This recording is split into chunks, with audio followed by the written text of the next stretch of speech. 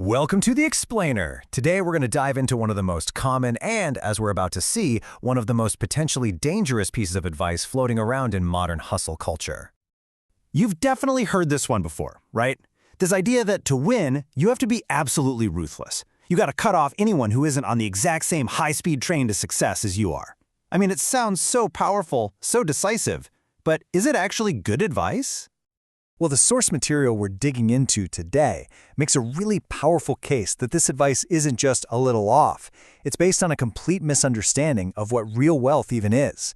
It's a path that might leave you with a fat bank account, sure, but also a totally empty life. Okay, so let's get into it. To really understand why that block the losers advice is so flawed, we first have to kind of step back and reframe what we're all chasing. What does it really mean to be wealthy? This is where things get really interesting. Our source breaks wealth down into two totally different buckets. On one side, you've got material wealth, the money, the cars, the stuff. It's finite, it's transactional, and it can all disappear in a flash. But then, on the other side, you have relational wealth. That's the support, the trust, the shared memories. That's the kind of wealth that actually grows and compounds over a lifetime. And the source we're pulling from has this, well, just a beautiful way of describing this. It suggests we stop looking at people like they're entries on a spreadsheet, assets or liabilities, and instead, we learn to identify the true diamonds in our lives. These are the people, your family, your real friends, who are there for you no matter what. Their value? It's just immeasurable. This Hindi phrase from the source it captures that feeling perfectly. It basically translates to, "That's the real wealth, isn't it?" It's phrased like a question, but deep down, we all know the answer. We have this gut feeling that these connections are what truly matter. And guess what? This isn't just some feel-good idea. It's literally baked into our DNA.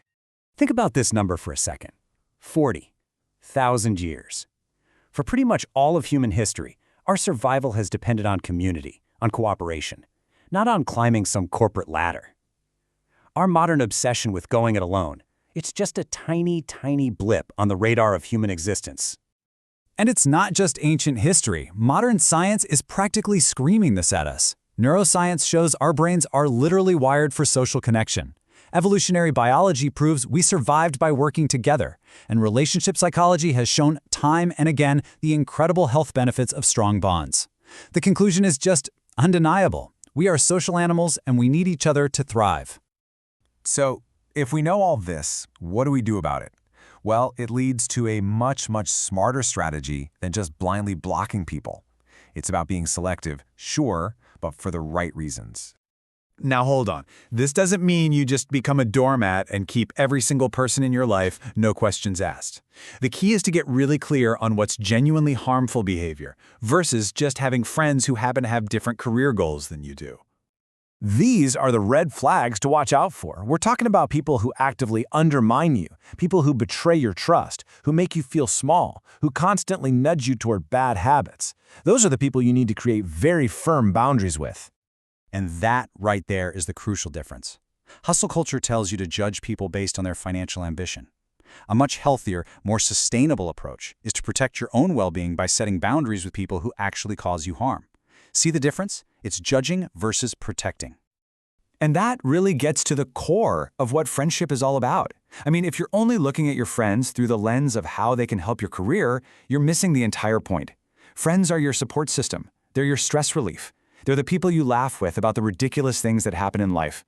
In fact, psychology actually breaks down the support we get from good friends into these four key pillars. You've got emotional support, a shoulder to cry on, instrumental support, like a friend helping you move, informational and appraisal support. This stuff is what builds a stable, happy, and resilient life.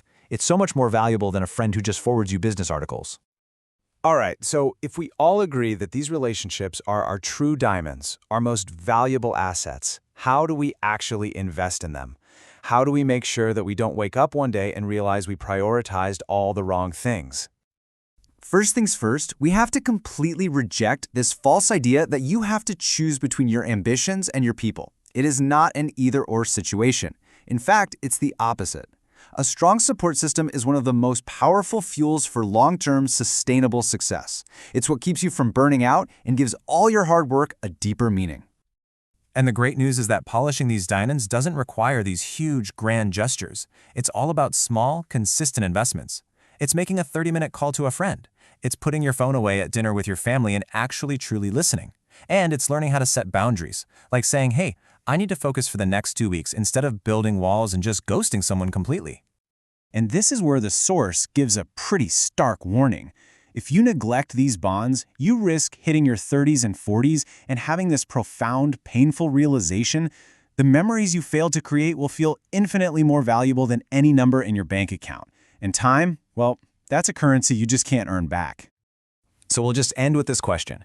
I want you to project yourself into the future. When you're 60 years old and you look back on your life, are you going to be more proud of the financial portfolio you built or the relationships you nurtured?